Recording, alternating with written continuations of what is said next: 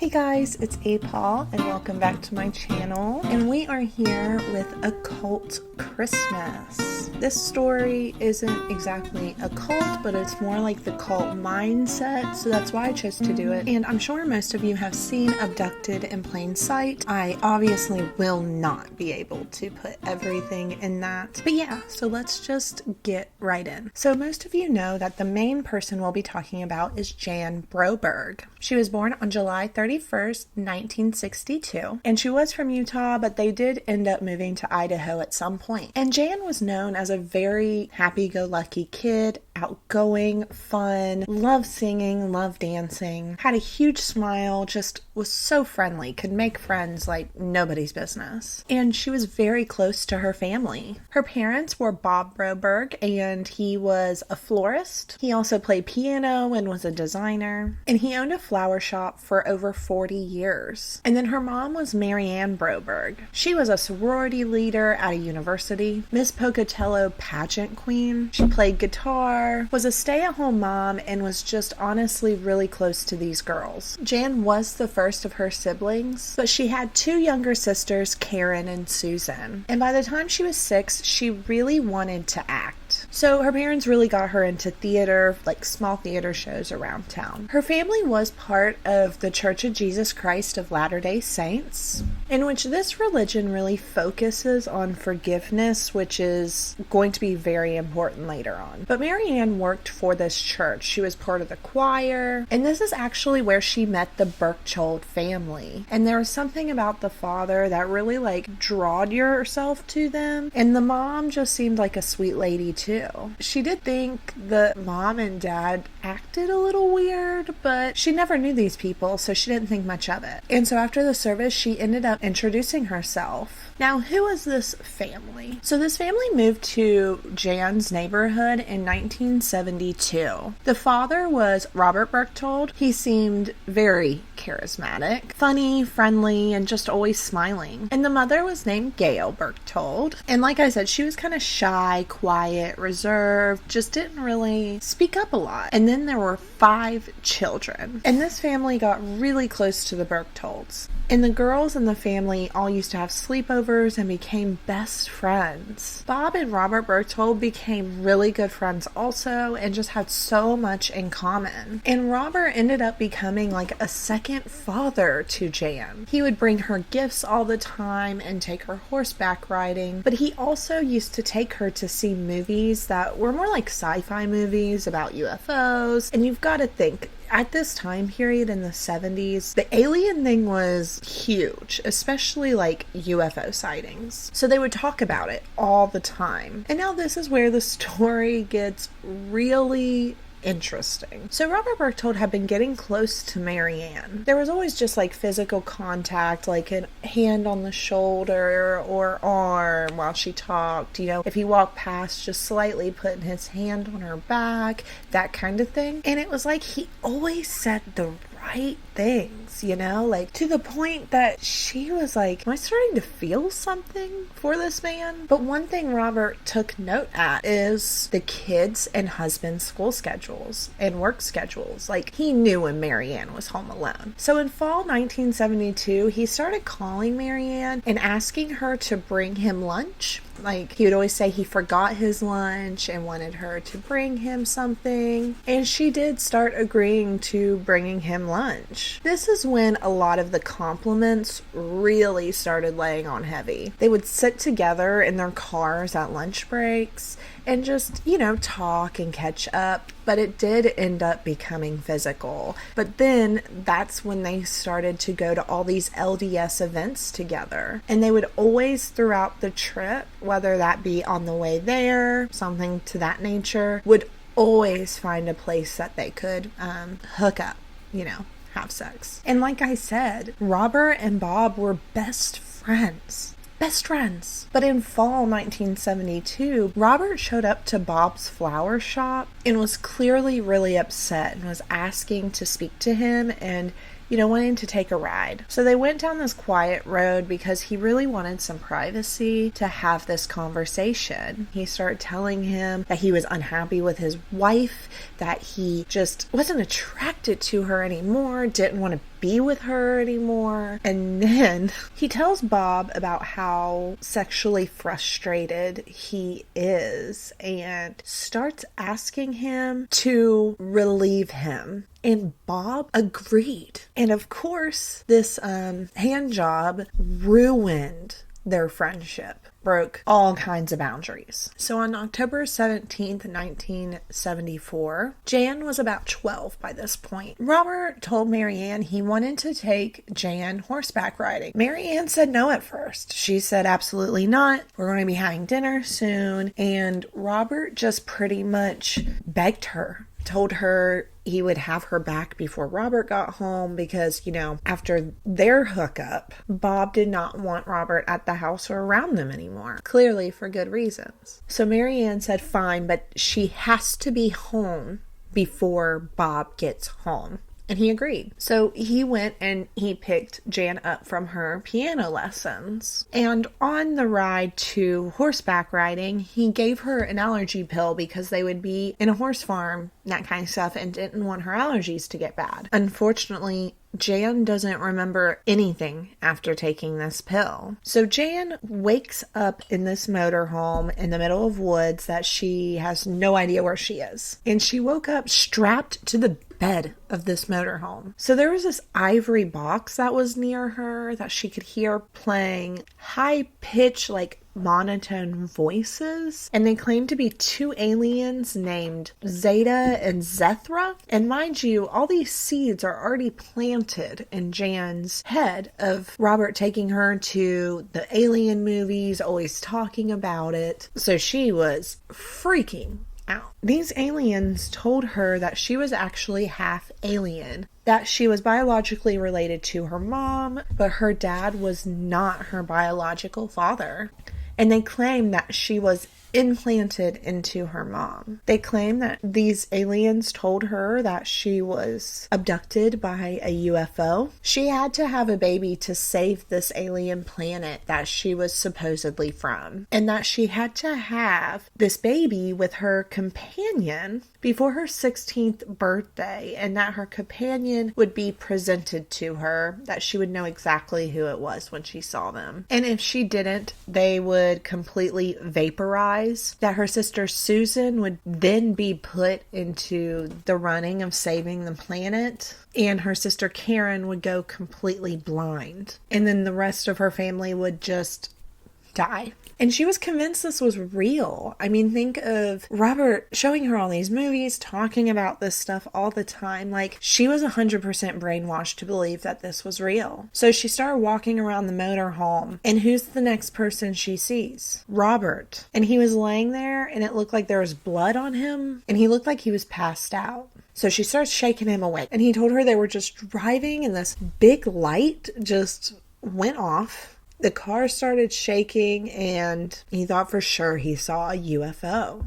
So now she's like, shit, this recording is saying this. And now Robert, who's like her second dad, of course she's not going to think he's lying, is saying the exact same thing. And because that clicked in her head, she starts thinking about the recording, and she's like, oh, Robert is supposed to be my companion, just presented to me. So she starts telling him, like, dude, I think we need to have a baby together. This is what this recording said, and they said that the companion would be shown to me, and here you are. And he was just like, oh, well, yeah, I guess that makes sense, you know. If it's to save the alien planet, sure. What a disgusting pedophile. And he gets worse, by the way. Just continues to get worse throughout this whole story. So clearly, Marianne was freaking out that she was not coming home. And especially when Bob got home, did she freak out because he didn't want her going with Robert in the first place. And by 9 p.m., they still weren't home. So the next day on Saturday, the family's ready to call the police. Jan's missing, Robert's missing, but they decide to call Gail first. And she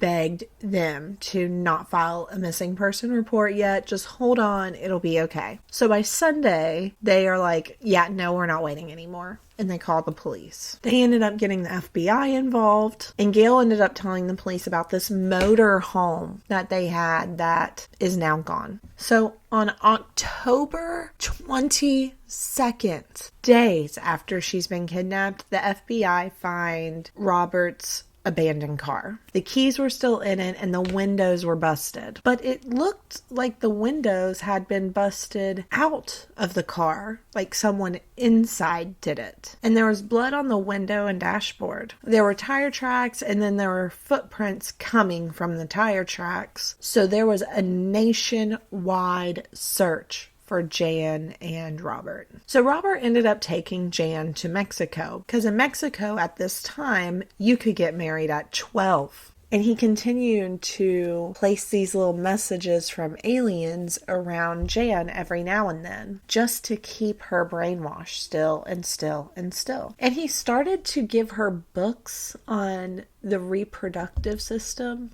to read. And this is about when the sexual assault starts, unfortunately. And after 5 weeks, Jan was found by the FBI in Mexico. And Robert had gotten a hold of his brother Joe, and he had told his brother to call the Brobergs and tell them that if they wanted Jan back, they had to agree to let him marry her. And they refused. So Marianne then called the FBI to let them know that Robert told his brother this, and they tapped Marianne and Bob's phone and was able to trace a call all the way to the Mexico hotel.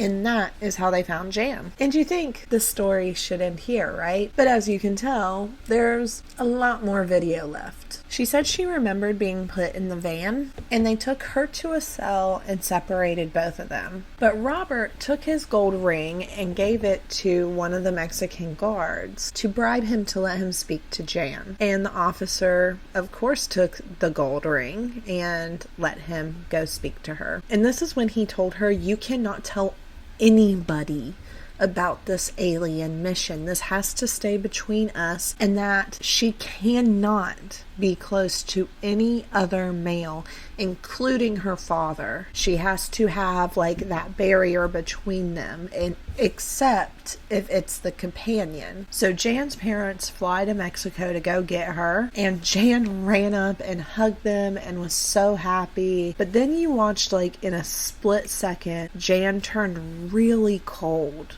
to her dad. She got really withdrawn and didn't really want anything to do with anybody. So of course Berchtold was arrested, and he accepted a plea deal and was sentenced to 5 years. But it got dropped down to 45 days. He claimed that Jan went willingly, but how does a child give consent to any of that? And so he was placed in a mental hospital. Now, once Jan was home, Marianne and Bob actually ended up never pressing charges on Robert. This is the point that I get irrationally angry at the parents. They did not press charges because they were scared to death that Berchtold would tell everyone about his affair with both of them. So Jan ended up spending her life in absolute fear of this alien mission. She was scared that she was going to be the death of her family, and she just kept telling him, "I want to marry Robert." And the family's like, no. So Robert was released from the LDS church. They decided that he was completely disowned. Berchtold did hold these affairs over Marianne and Bob's head, and he used it against Marianne especially to still be able to see Jan. So Gail ends up calling Marianne, and she told her, "You need to drop all those charges, or I'm going straight to the media and I'm telling everyone about my husband's affairs with you." So Bob said, "Well, I guess there's no choice. We have to drop those charges because, I mean, of course, homophobia is huge during this time period anyway. So I'm sure Bob was really scared, but you're more scared for your reputation than your child's safety." Okay.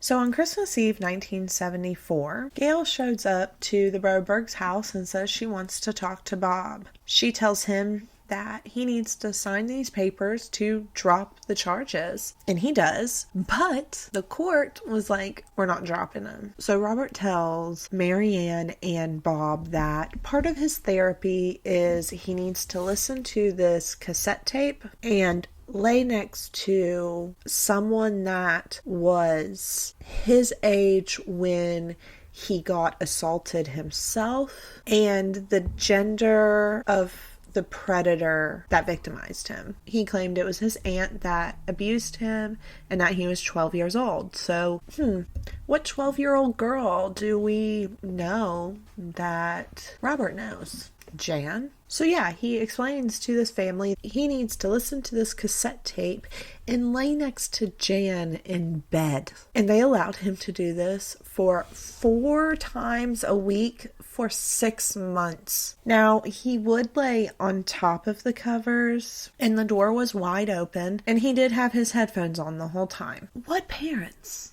allow this? So spring in 1975, Robert calls the Brobergs and Marianne answers and he just says, I want to marry Jan. And she just asked, like, why? Why do you want to marry my child? And he said, listen, if you come on the motorhome, we'll talk about it, okay? I'll let you know why. We'll discuss everything. So then she goes to the motorhome and they end up starting their affair again. They met up 11 times during this spurt of it. And Jan was with her 9 of those times. And the shit stirrer he is, Robert calls Bob and tells him all about it, all about the affair. And clearly Bob was upset, like, are you fucking kidding me again? So Bob filed for divorce. He took his 3 daughters and he left Marianne at that house and then filed an eviction notice on Marianne to leave.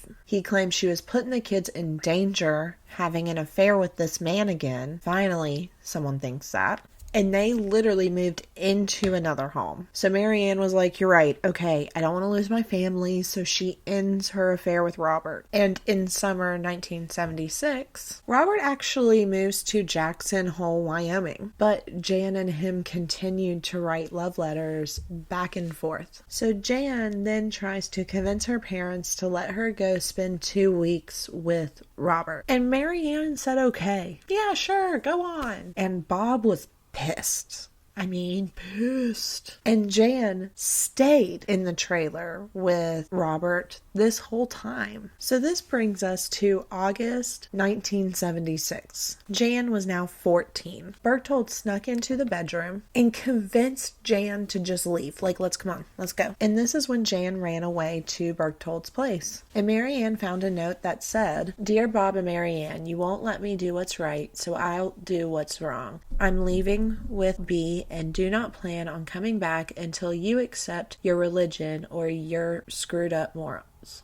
I just want to be me and have B. Please, before all of us are destroyed, let me go. Parents waited 2 weeks to file her missing because they're negligent, but they were really worried about what the media was going to say about Jan going missing for the second time with the same person. But Robert tried to claim he had no idea where she went. He spent 3 months calling the Brobergs' house, asking questions about if they found her, what's going on, is everything okay, and just pretty much lying about everything. But the FBI ended up tapping Robert's phone and found, I know this looks different, but my camera battery died and I am not restarting this.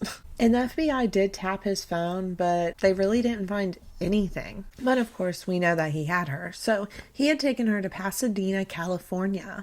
He put her in a Catholic boarding school, and he told the nuns that he was a CIA agent and that people were out for him. They had been hiding from Lebanon because there was some major event happening with Lebanon at the time, and that Jan was his daughter. So if anybody came looking for her, do not say anything because it's the enemies that are coming after him. And he was sexually abusing her this whole time too. But after about 4 months, the police found her again. She was not the same after this time, though. She was very affected by the brainwashing this time and went through a deep depression and became absolutely suicidal. Robert claims that he only put her in this boarding school because she said she didn't want to be at her home. And on September 1976, he served only 10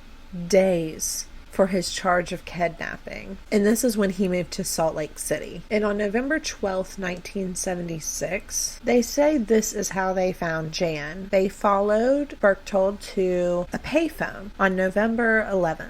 He had written down a number on the pages of the phone book, and when he left the booth, he had left it open. So they went in to look at what he was looking at. That number was traced back to this Catholic school. The school at first said they didn't have anybody by this name and stayed adamant to what Robert told them to do, but they kept pushing until they found out that she was enrolled as a Jan Tobler, and they told them the story that Robert had told them about being a CIA agent, and that's when they brought Jan home. So they were able to trace, from the school, they were able to trace him to his home in Salt Lake City. When they got there, his home was covered in pictures of Jan everywhere. So what was Jan like when she came back? Not great. She was angry to be back.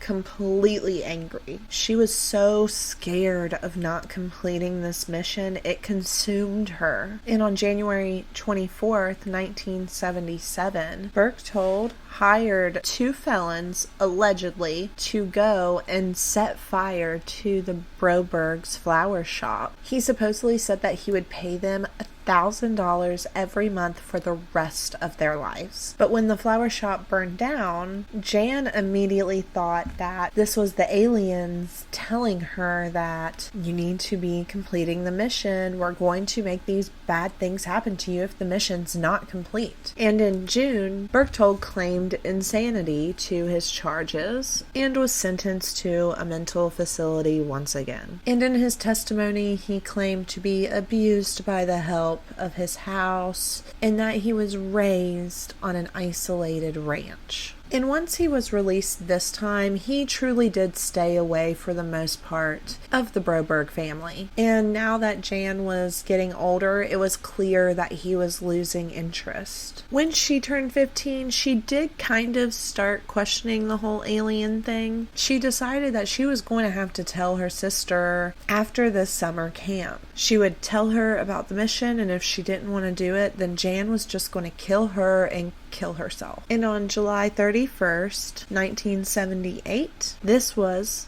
Jan's 16th birthday, and Jan has not completed the mission. Now, during her 16th birthday, she was at a summer camp. And a few days before this, she had met a boy, and he had bought her an ice cream cone because he liked her, and she freaked because, if you remember, she wasn't supposed to have attention or show attention to any other man except for the companion. So she freaked out, threw the ice cream on the ground, and ran away screaming. She was so scared of what the aliens were going to do to her. And so she calls her mom that night, and they talk a little bit, and her mom's like, yeah, there's something wrong with the family dog. We had to take her to the vet.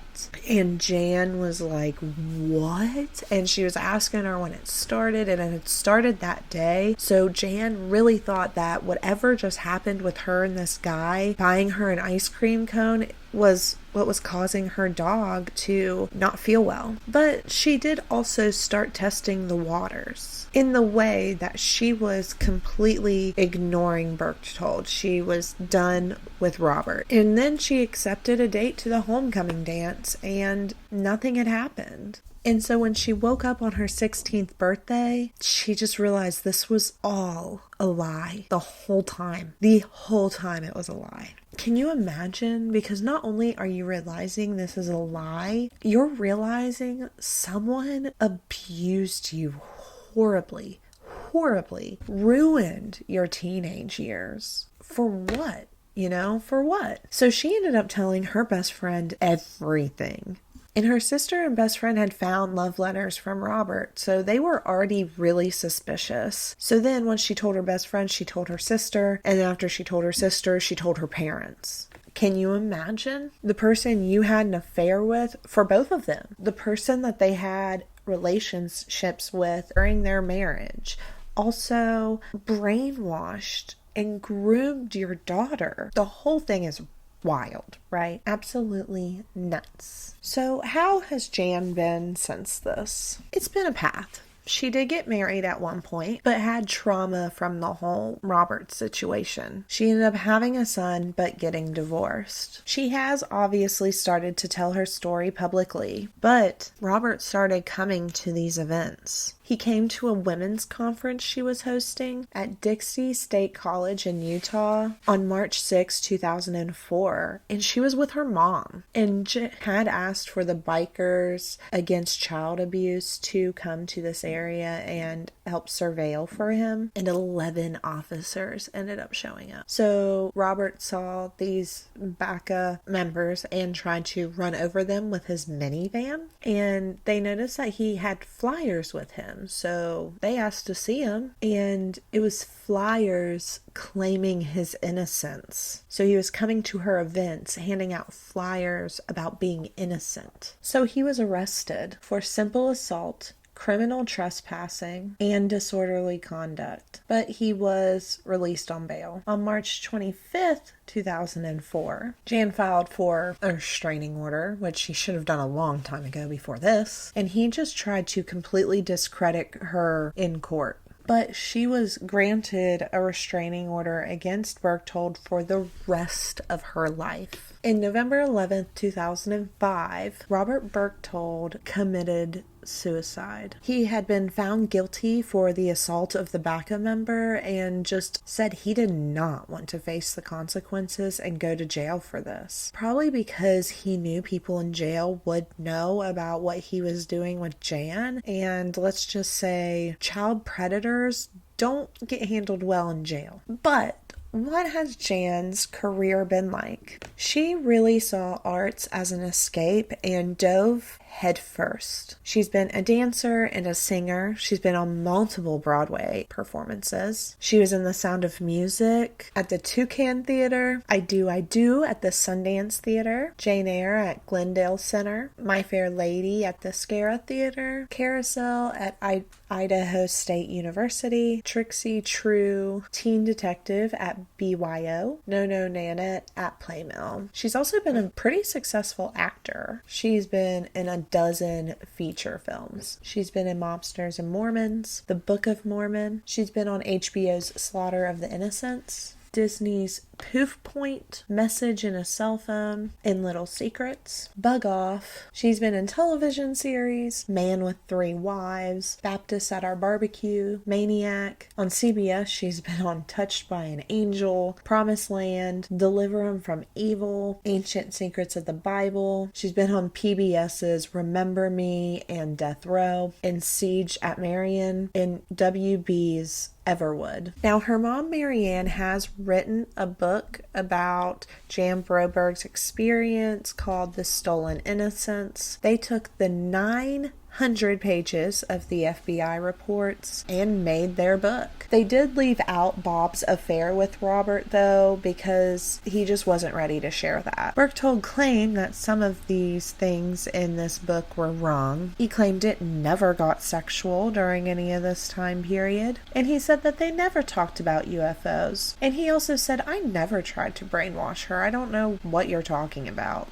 But Jan and Marianne has said they wrote this book to help warn other parents and hope that they can help another child not be in this situation. And then, of course, there's the Netflix series Abducted in Plain Sight, the new Peacock series. Is it Peacock? I think it's on Peacock. In the aftermath of all this, Mary Ann and Bob stayed married until Bob's passing. He died in November 2018. Jan says she does not think of Berchtold often, but she does think of the things that happened to her during that time period. And she is making a Jan Broberg Foundation. It's going to give the community of sexual assault victims a place to gather all resources they need and have each other to help get through their traumas. And that is all I have on Jan Broberg. But thank you guys so much for watching. Like and subscribe for me, and